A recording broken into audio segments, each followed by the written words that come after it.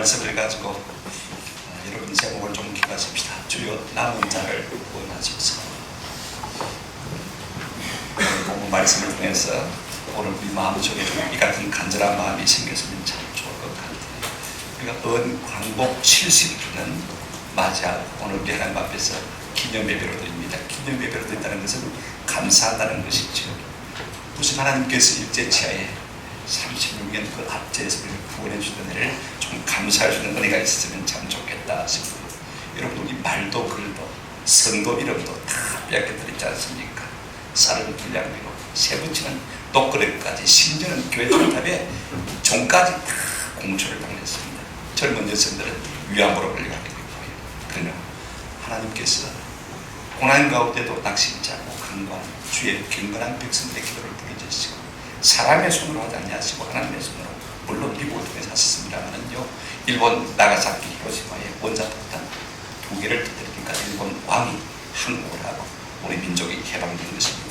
하나님께서 미국에서 사용하시는 것이죠. 할렐루야. 한번 생각해 보십시오. 12개의 원자폭탄을 터뜨릴 걸 준비했다고 해요. 어제 신문에 보니까 단 2개만 사용해도 손을 들고 말았지 않습니까?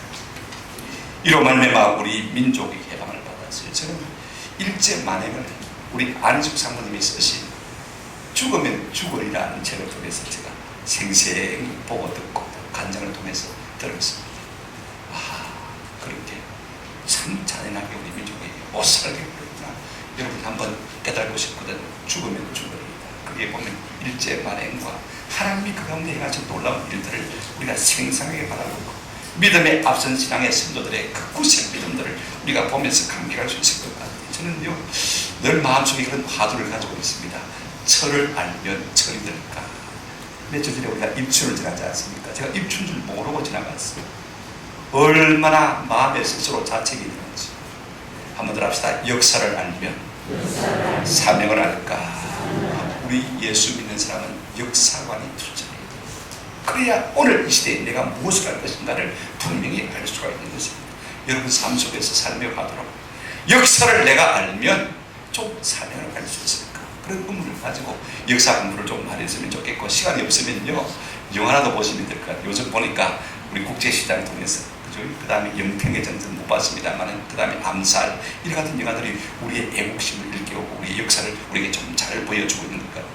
성경에 나타난 이스라엘 민족의 역사를 가만히 보면요 우리 민족의 역사와 비슷하다 싶은 생각이 듭니다. 이스라엘은 애국에서 430년 동안 나그네와 또 노예로 산 것을 우리가 볼 수가 있습니다.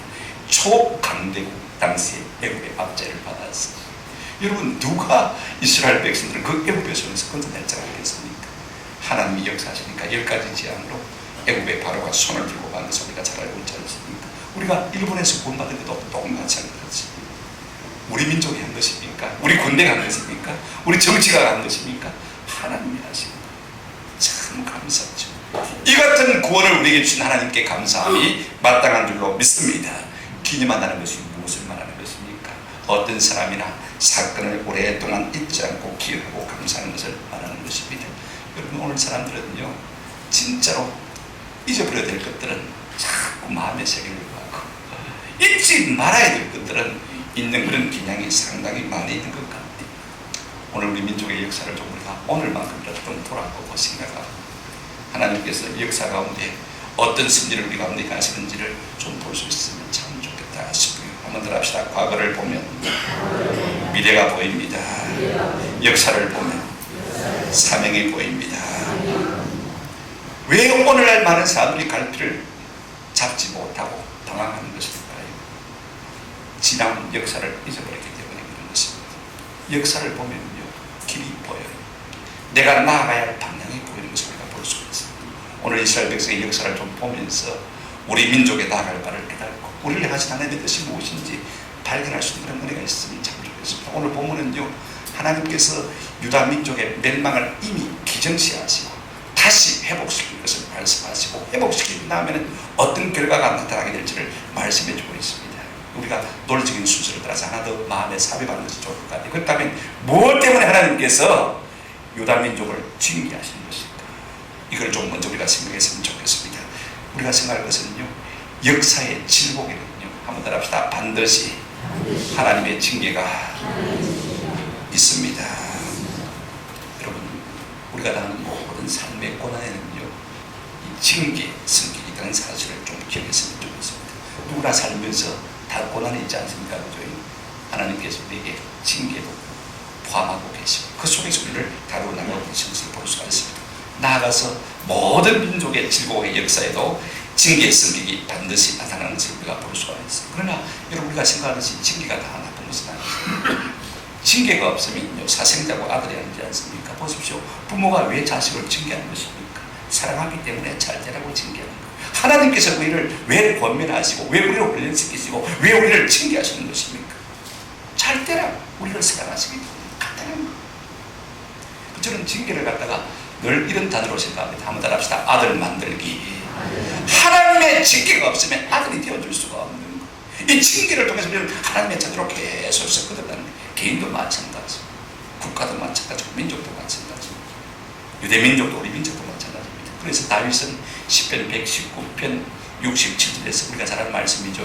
고난 당하기 전에는 내가 뭐 했더니 거듭하였더니 이제는 주의 말씀을 어떻게 한다고요? 지킵니다.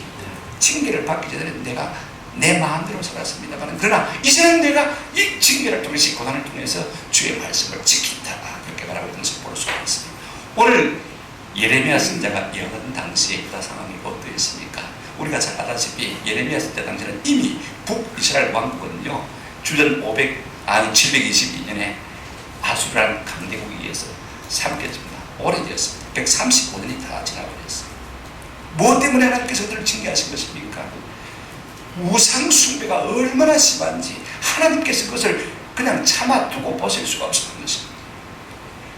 유다가 이 북이스라엘이 망하고 지금 예레미야가 유다에서 예언하던 시기는요 135년의 세월이 흘렀습니다. 이제 내년이면 바벨론 성이 예루살렘 성이 바벨론 군대에 의해서 함락되어지고 이제는 나라가 다 망할 1년의 시간을 남겨두고 있는 그와 같은 상황입니다. 여러분 북이스라엘 형제 나라가 먼저 망하면요 아이고 큰일 났다. 우리가 좀 정신을 차려야 되겠다. 그렇게 생각하는 것이 당연하다는 것입니다. 그죠? 역사를 통해서 배워야 되니까. 어떤 분이 그랬어요. 우리 인생의 아이러니가 뭐냐면요. 역사를 그렇게 공부하면서 역사를 통해서 배우는 것이 전혀 없는 것이 인생의 아이러니다. 그렇게 말했어요. 역사 많이 공부하잖아요. 역사 이야기 많이 들었잖아요. 모이면 역사 이야기 많이 하잖아요. 그런데 실제로는요. 내가 그 역사를 통해서 전혀 교훈을 받지 못하는 이런 아이러니 같은 것이 우리 인생인 것입니다. 유다 백성도 마찬가지였습니다. 유다가 망한 이유가 무엇입니까? 크게 두 가지입니다. 하나님을 버리고 우상을 섬긴 죄지요. 또 하나 더 말한다면 율법을 버린 죄입니다. 예레미야가 이것을 아주 재미있게 표현했어요. 예레미야 2장 13절에 이렇게 표현하고 있는 것을 볼 수가 있습니다. 내 백성이 두 가지 악을 행하였나니 곧 그들이 무엇을 버렸다고요? 생수에 거론되는 하나님을 나를 버린 것과 스스로 웅덩이를 판 것인데 그것은 물을 가두지 못할 어떤 웅덩이라고요? 터진 웅덩이다. 무슨 말이냐면 하나님을 버리고 우상 숭배를 한 이 죄악 때문에 또 하나는요 인본주의입니다. 자구책이지. 하나님 없이 내 마음대로 내 힘껏 살아보겠다고 애를 썼습니다만은요 그 웅덩이는 결국 어떤 것입니까? 터진 웅덩이. 물을 모아봐야 아무 소용도 없는 흘러버리는. 여러분 내가 번다고 봅니다만은요 내 인생을 위해서 내가 수고한다고 하지만은 그러나 아무 열매가 없습니다. 마치 공기를 잡는 것과 같고 마치 물을 움켜잡는 것 같이 흘러버리는 것을 볼 수가 있습니다. 이것이 유다 백성들의 죄인 것을 말하고 있습니다. 우리 민족도 마찬가지. 고려시대는 불교를 숭상했지 않습니까? 그죠? 그 폐단이 너무 많아가지고 조선 건국하면서 이제는 불교를 버리고 어떻게 했습니까? 우리가 유교를 섬깁니다. 그랬습니다만은요, 유교나 불교나 뭐 그게 그겁니다. 우상숭배. 여러분, 이 민족의 근대사를 보면요, 얼마나 참 질곡의 세월을 많이 겪었습니까? 일제식민지, 유교, 그렇죠? 한번 생각해 보십시오. 얼마나 많이 많습니까? 여러분, 국제시장의 영화를 보신 분도 알겠습니다만은 주인공만 참 힘들게 산 것이 아닙니다. 그죠? 우리 모든 민족이 참 힘들게 살았어요. 고단이 많았다는 말이죠. 그렇다면 하나님께서 왜 자기 백성을 그토록 징계하시는가? 내색이기 때문에 징계하는 거예요. 또 하나는요, 중요한 거 있습니다. 한번 따라합시다. 저들이 세상을 향한 축복의 통로이기 때문에 그렇습니다. 하나님이 자기 백성, 이스라엘 백성이 복을 받아야 그 복이 온 주변으로 퍼져나가고 전염되어 나가는 것입니다. 그런데 이스라엘 백성이 복을 받지 못하면 온 세상이 복을 받지 못하는 거예요. 이스라엘 민족이 제사장 민족이라는 것은 바로 그것을 의미하는 것입니다. 하나님 앞에 바로 살아서 하나님 앞에 복을 받아 그 복을 온 땅에 퍼뜨리는 사람이 되는데 그렇게 하지 못하니까 하나님이 징계하십니다. 여러분 이스라엘 백성과 하나님이 맺으시는 언약의 관계가 무엇입니까? 계속해서 구약 성경 속에 퍼지고 있는 메시지가 무엇입니까? 나는 너희 하나님이 되고 너희는 뭐가 될 것이라? 내 백성이 될 것이다. 간단히 말하면요, 나는 내 부모가 되고 너는 내 자식이 될 것이라. 이것이 하나님과 우리 사이에 맺은 언약인 것입니다. 한번 생각해 보십시오. 여러분 부모가 되고 자식이 되고 그럴 때 누가 유익입니까? 간단히 한번 생각해 보시길 바랍니다. 부모 자식이 되면 누가 유익입니까? 아버지입니까? 자식입니까? 아비 노릇이 시켰습니까? 자식 노릇이 시켰습니까? 오늘 자식들은요, 자식 노릇이 힘들었다고 막 항변하는 볼 수가 있습니다만 자식이 부모가 안 돼봐서 그런 거예요. 부모 노릇 해보면요, 얼마나 힘든지 몰라요. 일일이 다 챙겨서 공급해야 되잖아요. 저도 이 나이 되니까요, 그냥 남이 하자는 대로 하면, 뭐 시키는 대로 하면 참 소리. 노예 가면 제가 무슨 자기 절대로 안 맞습니다. 뭐 후배들이 다 해서 연락만 해주면요. 아이고 그래 하자. 따라가면 얼마나 편한지 몰라요. 근데 내가 앞장서서 계획해가지고 이랄까 저랄까 얼마나 피곤해요. 여러분 생각해 보십시오. 자식으로 다른 게 훨씬 편하거든요. 부모가 다 공급해 줄까? 나는 순종해 주기만 하면 되는 것입니다. 여러분, 부모가 자식이 요구하는 게 뭡니까? 다 해주면서 뭘 요구하죠? 부모 공경해라, 그죠? 그 다음에 뭐해라? 형제 우애해라. 그러면 우리 사이가 좋을 것이다. 이것이 부모의 마음 아닙니까? 하나님도 똑같다. 10계명을 주시면서 뭐라고 말씀하셨습니까? 자, 1계명부터 4계명까지는 뭐예요? 하나님 공경해라, 사랑해라. 5계명부터 10계명까지 너희끼리 서로 사랑해라. 부모가 자식에게 바라는 건 똑같은 것입니다. 무슨 말이에요, 여러분? 부모 공경해라, 그 다음에 형제 우애해라. 똑같은 말 아닙니까? 그리하면 나와 너의 관계가 참으로 복될 것이다. 여러분, 언약이라는 것은요, 변하면 언약이 아니에요. 오늘 사람들은 약속해놓고요, 쉽게 파괴하는 것을 볼 수가 있습니다. 그러나 하나님은 결단 고르지 않습니다. 왜냐하면 징계 속에 그 스키드라는 것을 볼 수가 있습니다. 보십시오. 뭐 때문에 하나님께서 이 언약을 맺으신 것입니까? 신명기 10장 13절 보시기 바랍니다. 한 가지 읽어보십시다. 시작. 신명기 10장 13절 시작. 내가 오늘 내 행복을 위하여 내게 명하는 여호와의 명령과 규례를 지키는 것이다. 이거 빼놓고 뭘 위하여요? 네 행복을 위하여. 이 속에 우리에게 약속하신 하나님의 행복이 다 들어있는 것을 볼 수가 있어요. 여러분, 그 행복이 부모 공경하고, 그죠? 형제 우애하고. 이걸 하나님께 적용시키면 하나님 예배하고, 그 다음에 뭐예요? 하나님 경외하고, 그 다음에 우리끼리 서로 사랑하고, 그죠? 이것이 간단한 것입니다. 그런데 우리가 하나님께서 주신 이 놀라운 언약을, 계명을 지켜 행하지 아니하고, 우리가 하나님을 사랑하지도 않고 형제를 사랑하지도 않고, 그러면 하나님께서 어떻게 하시는 것입니까? 호접해버리는 것입니까? 아닙니다. 한번 합시다. 징계하십니다. 징계는요, 아들로 만드는 것이죠. 징계는 방식이 성경에 크게 세 가지입니다. 첫째는 전쟁, 둘째는 기근, 셋째는 뭐요? 전염물. 간단하거든요. 오늘 우리 속에 하나님 앞에 불순종하면 내 속에 전쟁이 일어나요.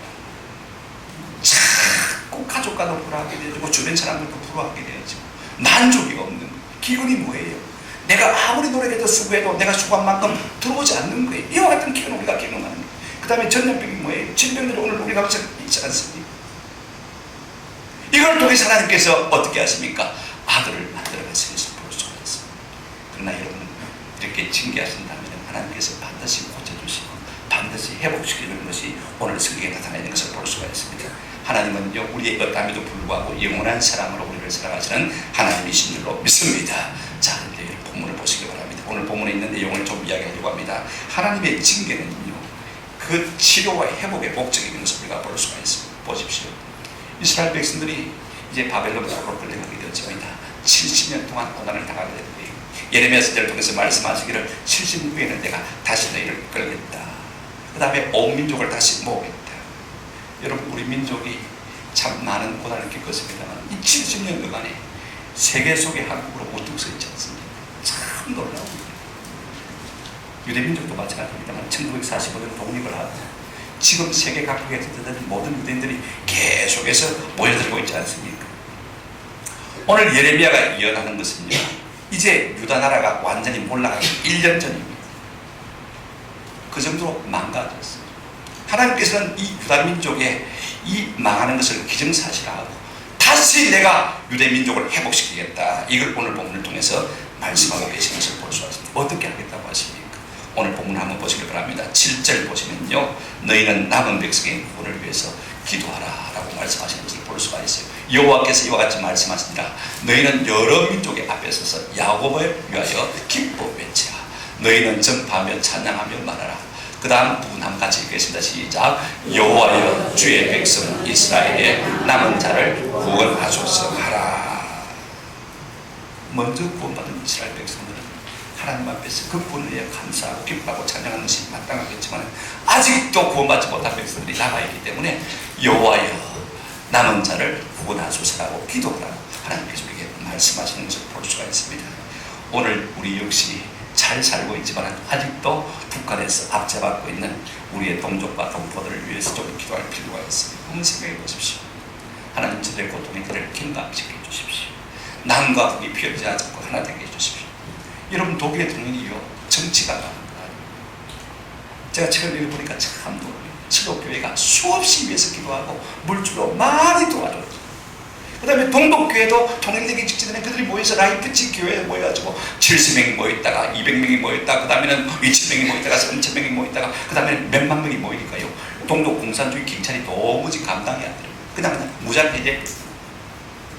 그런데 총독이 잘못 발표를 했어요. 독일의 베를린 장벽이 무너졌습니다. 그러니까 그 잘못된 방송을 듣고요. 사람들이 가서 막 와 베를린 장벽을 무너뜨려요. 이렇게 해서 이 독일이 동서독 독일이 통일되는 문제가 되었어요. 사람이 그렇게 우리가 기도할 때 하나님께서 우리 가운데 그와 같은 역사를 일으켜 주실 줄로 믿습니다. 그러면 하나님께서 어떻게 하시겠다고 하십니까? 9절 보시길 바랍니다. 9절 말씀입니다. 한번 같이 읽겠습니다. 9절 시작. 나는 9절 아니고 8절입니다. 8절 다 같이 시작. 보라 나는 그들을 북쪽 땅에서 인도하며 땅끝에서부터 모으리라. 그들 중에는 매인과 다리 저는 사람과 인기한 여인과 해산하는 여인이 함께 있으며 큰 무리를 이루어 이곳으로 돌아오리라. 먼저 구원받은 백성들이 감사하고 기뻐하고 기도할 때 하나님께서 뭘 하시겠다고 하고 있습니까?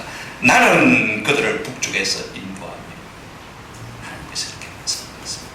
바벨론 포로를 갔던 사람들을 모을 것이고 사방에 있던 모든 백성들을 다 모을 것인데 약한 자들도 모을 것이고 위급한 자들도 모을 것이고 다 모을 것이다. 그렇게 말씀하고 있습니다. 보니까 큰 무리를 이루어 이곳으로 돌아오리라.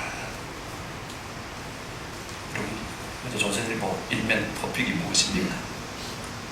아마 박 대통령을 때 연설한 것 같은데 제가 보니까 이렇게 썼더라고. 한번 들어봅시다. 진정한 광복은 통일입니다. 저는 이런 일이 우리 민족에게 좀 속게 일어났으면 좋겠어요. 세계 각지에 있던 민족들이 다 돌아와서 12절 말씀처럼 되었으면 참 좋겠습니다. 그들이 와서 시온의 높은 곳에서 찬송하며 여호와의 복곡식과 새 포도주와 기름과 어린 양의 때와 소의 때를 얻고 크게 기뻐하리라. 그 심령은 물된 동상 같겠고 다시는 근심이 없으리라 할지어다. 이 같은 은혜가 우리 민족에게 속해 왔으면 참 좋겠습니다. 근데 하나님은 또요 이방 민족을 불러서 말씀하시는 것을 볼 수가 있습니다. 여러분 10절 보시기 바랍니다. 이방 민족을 불러서 하나님의 놀라운 구원을 갖다가 온 땅 세계 가운데 선전하라 그렇게 말씀하고 있습니다. 그들이 이방인들이여 너희는 여호와의 말씀을 듣고 먼 섬에 전파하여 이르기를 이스라엘을 헛되신 자가 그를 모으시고 목자가 그 양떼에게 행함까지 그를 지키시로라. 그렇게 전파라고 말하는 거예요. 여러분 이게 먼 섬은 어느 곳입니까? 소식이 잘 닿을 수 없는 곳까지, 그 당시에 방송이 잘 들어갈 수 없는 곳까지, 산 소식을 잘 들을 수 없는 곳까지 구석구석까지 가서 너희가 하나님이 행하신 놀라운 구원을 말해주어라 라고 말하고 있는 것을 볼 수가 있습니다. 그 내용들은 다 여기 있습니다만요, 이처럼 하나님은 이스라엘 백성들을 온전히 회복시키겠다. 하나님의 징계는 그 목적이 치유와 회복에 있는 것을 볼 수가 있습니다. 예레미야 29장 10절 말씀 우리가 한번 같이 읽으십시다. 10절 다 같이 읽겠습니다. 예레미야 29장 10절 말씀 세 번째 같이 읽어보십시다. 시작. 여호와께서 이와 같이 말씀하시니라. 바벨론에서 70년이 차면 내가 너희를 돌보고 나의 선한 말을 너희에게 성취하여 너희를 이곳으로 돌아오게 하리라. 이스라엘 백성이 바벨론 포로 70년이 되면요 다시 내가 너희를 이스라엘 땅으로 돌아오게 하겠다. 이 약속의 말씀을 듣는 많은 분들이 이제 광복 70년이 됐는데 우리 민족 하나님께서 그렇게 했으면 좋겠다. 그렇게 많이 기도하고 있지 않습니까? 온 광복 70주년입니다. 하나님께서 이 민족을 온전히 회복시켜 주셔서 우리가 한 마음으로 이 약속의 말씀을 붙들고 좀 기도했으면 좋겠습니다. 이 일들을 열방들이 도울 수 있도록, 제가 어제 인터넷에 보니까 통일이 되면 우리가 북한 땅을 접수하는 게 아니고 강대국들이 다 먹듯이 이미 나눠져 있더라고. 그러니까 얼마나 신빙성이 있는지 모르지만 거의 대부분의 땅은 북한 땅을 중국이 먹고 평양 근방은 유엔이 먹고 그 다음에 이 강원도 남은 원산 일부 지역은 일본이 먹고 그렇게 되어 있더라고. 여러분 사람이 아무리 계획해도 하나님께서 우리에게 진정한 광복을 주시면요 그 모든 계획들이 다 헛으로 돌아가고 하나님 주는 온전한 기쁨이 우리 가운데 충만하게 될 줄로 믿습니다. 세 번째로 가시게 볼 것은 무엇이냐면요, 하나님의 치료와 회복, 징계 이후에는 반드시 큰 기쁨이 있다는 사실인 것입니다. 오늘 본문 한번 보시기 바랍니다. 13절 이렇게 말씀하고 있습니다. 그때 처녀는 춤추며 즐거워하겠고 청년과 노인은 함께 즐거워하리니. 그때 언제입니까? 하나님께서 자기 백성을 온전히 회복시켜서 돌리실 그때.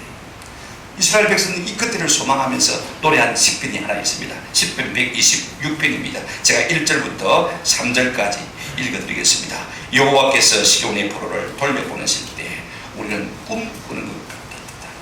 꿈인가 생신가 긴가 아닌가 이 같은 일들이 우리 민족 가운데 어떻게 일어날 것인가.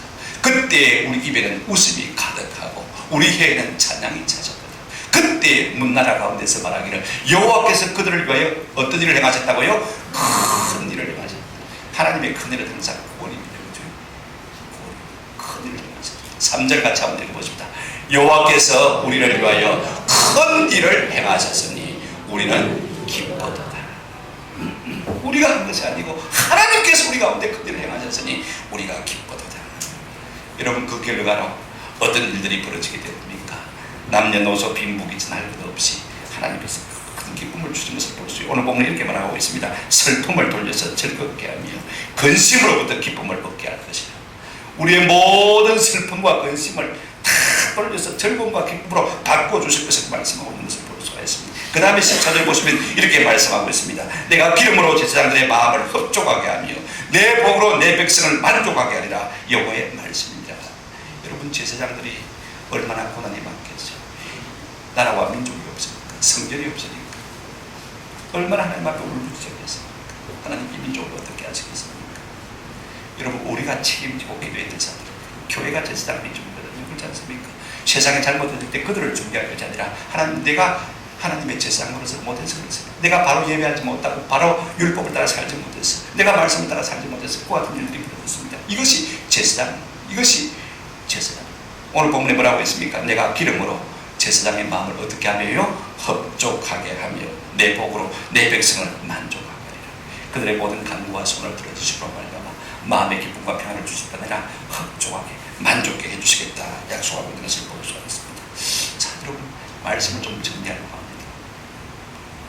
며칠 전에 영도의 동삼중앙교회 다니면서 박건필 목사님 은퇴를 앞두고 있습니다만 제가 만나서 말했어요. 이 동삼중앙교회가 큰 교회는 아닙니다만은요, 캄차카 반도에 선교를 제일 먼저 시작하는 교회입니다. 아니, 그렇게 큰 교회도 아닌데 어떻게 그 귀한 일을 할 수가 있었습니까? 몇 번 물어봤는데 이야기를 하다가 끊기고 이야기를 하다가 끊기고 시간이 얼마 없어가지고 이야기를 듣다가 못 듣고. 근데 지난 목요일은 한 3시간 정도 점심을 같이 먹으면서 이야기를 주고받고 할 수가 있어요. 제가 오랫동안 들었습니다. 이분 이야기가 그래요. 1995년 어느 한 월요일인데 개척교회 하시는 친구한테 전화가 왔대요. 야, 박 목사, 선교 좀 안 할래? 그래, 말이 좀 삐딱해서 목사가 선교로 해야지. 자다가도 일어나서 선교해야지. 그래, 그럼 오늘 점심 때 내가 좀 만나자 그러더랍니다. 그래서 점심 때 만났는데 같이 온 분이 한 분 계시더래요. 64세 김찬삼이라는 분이 이제 가자스장이 저기 캄차카 반도에 사는 고려인이 이분이 부산을 찾아와서 이제 박 목사님을 만나게 된 것인데 제 사연을 한번 말씀드릴게요. 이분이 자기 이제 설명을 하더랍니다. 1988년 뭐가 있었죠? 우리 한국에 올림픽이 있지 않습니까? 전 세계로 올림픽 관객뿐 아니라 이 도의 장면들이 다 죽게 되었습니다. 그런데 여러분, 이 TV를 보고요, 가장 충격을 받은 사람이 누구냐면 고려인들이었어요. 세상에 나만이 이렇게 잘 살 수가 있나 충격을 받고요. 그 다음부터 막 사람들이 흥분이 되기 시작합니다. 근데 더 놀란 것은 이 러시아 백인들도 굉장히 놀랐는데 여태까지 고려인들을 무시했거든요. 짓밟았거든요. 아무도 아닌 것처럼요. 사실 이 수도에서 말입니다. 주도에서 고려인들은요, 도시에서 살지 못하고 28km 항상 버스 가서 살도록 만든답니다. 이러고 한번 생각해 보십시오. 동네에 들어가지도 못하고 동네에서 28km 버스 가서 산다는 것이 얼마나 불편하고 힘들었겠어요. 그런데 갑자기 이 올림픽이 끝난 다음에 이 소련 사람들의 입장의 태도가 바뀌어가지고 말입니다. 이야, 어떻게 하면 한국에 줄을 낼 수 있나. 그 다음부터는 완전히 막 대하는 태도가 달라지더랍니다. 이 러시아 사람들을 그렇게 했어요. 이리 힘을 얻고 이제 고려 사람들이 말입니다. 단체를 만들고 밤마다 모여가지고 우리가 어떻게 하면 한국에 줄을 낼 수 있겠냐, 어떻게 하면 잃어버린 우리 한국을 갖다가 다시 배울 수 있겠냐. 자기들 모여봐야 아무리 이론해봐야 답이 나옵니까? 그죠? 근데 한 분이 며칠 지난 다음에 그런 이야기를 하더랍니다. 한국의 목사에게 줄을 대면 가능성이 있지 않을까 그런 이야기를 하답니다. 그러니까 뭐 달리 딱히 방법이 없으니까 이신전심으로 다 동의를 하게 된 거예요. 근데 이분이 책임을 맡게 된 겁니다. 이분이 일본에 한 번씩 출장을 가는데 한국 영성안에 들렸대요. 제일 먼저 자기 좀 형님을 찾아내는 좀 전가를 했더라고요. 근데 한 번 말하고 두 번 말하고 1년 가고 2년이 가고 3년이 가도 응답이 없더랍니다. 그런데 한 3년 지난 어느 밤에 잠을 자려고 하는데 한국에서 전화가 오더랍니다. 여보세요, 장삼이가 예 누군데요? 형님입니다. 10살 많은데 60몇 살보다 많으니까 74살 정도. 이분이 한국에서 무역을 하시는 분인데 굉장히 돈을 많이 벌고 지금은 자기 아들한테 회장직을 물러주고 이제 한가도 좀 지내는 분인데 말입니다. 한국을 초청했더랍니다. 초청해서 돌아갈 때는요, 그대의 박스에다 말입니다. 한 박스 가득 한국의 냉장고, TV, 뭐 전자제품 다 씌워서 주니까 여러분 얼마나 놀랐겠습니까? 근데 오면서 조카한테 물었다고 그래요. 네 한국에 목사 하나? 삼촌, 내가 불교 신자인데 목사를 물어봅니까? 모릅니다. 가만히 생각하더니 부산에 있는 친구한테 한번 전화를 해보겠다는 것입니다. 그래 부산에 있는 친구한테 전화를 했는데, 야, 네 정신 나간다. 내가 대학 때 니하고 내하고 절에 안 다닌다. 내가 어찌 목사를 안 하고 그러더랍니다. 희망이 끊어진 거죠. 근데 가만히 생각해보니까 내한테 목사 전화번호 하나 있다 그러더랍니다. 뭐냐면 자기 빌딩을 전세로 하나 내줬는데 거기서 목사님이 개척교회 하시는 거예요. 그러니까 목사님 전화번호가 남아있는 거예요. 근데 이 전화번호 알려줄 테니까 그러면 전화해봐라. 그래가지고 이 긴 참사씨가 그 이야기를 들었어. 그리고 부산에 데려갈 거예요. 목사님을 만났는데 이 목사님이 개척교회 목사님이니까 어떻게 도울 방법이 없잖아요. 그러니까 조금 큰 동기 목사님 박근필 목사님 연락을 같이 만나자. 그래서 만나면 성사되는 이야기를 쭉 듣고 제가 뭐 그 이야기 과정을 다 설명할 수 없고 어쨌든 우리가 그러면 한번 감자가마도를 가보자. 어렵게 힘들게 호텔에 가서 가보니까 불을 탁 켰는데 말입니다. 바퀴벌레가 막 수천 마리가 막 있다가 도망을 가는데 그게 호텔이더랍니다. 여러분 한번 끔찍 안 했겠습니까? 이런저런 거 생각하고 말입니다. 가서 보고 들으니까 당장에 목사가 많이 들었습니다. 그들의 민족의 애환을 들어보니까 누가 이들을 위로하며 누가 이들을 감싸주고 있어요. 그래서 당장에 그 목사님을 보냈다고. 가서 조그만 참았다. 그래서 시작한 이 감자가 반도 선교가 지금까지 계속되고 있는 것입니다. 제가 왜 이야기를 합니까? 독립운동하느라 아니면 무지책으로 우리 민족의 만주를 받으러 저 러시아 블라디보스토크 연해주로 다 얻어졌지 않습니까? 그들이 공사되면서 다시 돌아오지 못하고 그 땅에 불을 받고 살지만 그 사회 속에서 애환이 얼마나 많겠습니까? 아마 그런 분들을 한번 모시고 들어보면 기가 찰 것 같아요. 저도 카자흐스탄 3번 갔는데 고래인 집에서 먹고 자고 왔습니다. 이야기를 다 들을 수가 없어요. 얼마나 눈물이 나는지. 그 비참한 역사를 그곳에 있었다. 살아가는 것만 해도 기적이지. 저는 그런 생각을 합니다. 광복 70주를 맞이하면서 북한 땅도 열려야 되겠지만 그죠? 만주 땅에 있는 우리 조선족들, 저소련 땅에 있는 우리 고려인들, 또 조금 더 나아가서 하와이 땅에 석탄 수수밭에 가서 강자로 나가는 그분들, 그 후손들부터 독일에 파독되었던 광부들부터 간호사들부터 그 보면서 우리가 여러분 많이 울지 않습니까? 올 수만 있으면 오기만 하고 난 다음에 탁 돌아와서 참 좋겠어. 하나님께서 우리 민족에게 이 같은 은혜를 베풀어 주시면 참 좋겠다 싶습니다. 그런데 우리가 말하고 있습니까? 한번 답시다. 주여 남은 자를 구원하소서. 우리가 역사를 알면 우리의 삶에서 어떻게 살아야 되는지 하나님 이 민족을 한번 다시 회복시켜 주십시오. 한데 한번 탁 모이는 역사가 일어나게 도와주십시오. 그럴 때 우리 마음속에 말할 수 없는 기쁨이 충만하게 될 줄로 믿습니다. 그러기 위해서 우리가 과거를 보고 현재를 살았으면 좋겠고요. 미래를 소망했으면 참 좋겠습니다. 하나님 우리를 잠시 치셔서 다시 삶으시고 고쳐주실 줄로 믿습니다. 그렇다면 우리가 어떻게 살아야 될까? 예레미야 애가 3장 40절 41절 말씀 읽고 함께 읽고 마치도록 하겠습니다. 같이 읽겠습니다. 내 고초와 재난 넘겨서 예레미야 애가 3장 40절 41절 더 넘기시길 바랍니다. 같이 두 절 말씀 읽겠습니다. 시작. 우리가 스스로 우리의 행위를 조사하고 여호와께로 돌아가자. 우리의 마음과 손을 아울러 하늘에 계신 하나님께 드리자. 민족을 온전히 회복시켜 주는 진정한 광복을 맛보게 될 줄로 믿습니다. 그것이 광복 70, 80, 90, 100년이 되는지 알 수가 없지만 그래도 우리 살아남아있는 자 이 일을 위해서 기도하시면서 하나님 우리에게 주는 온전한 구원을 회복하는 놀라운 은혜가 있기를 주님의 이름으로 축원합니다. 아멘.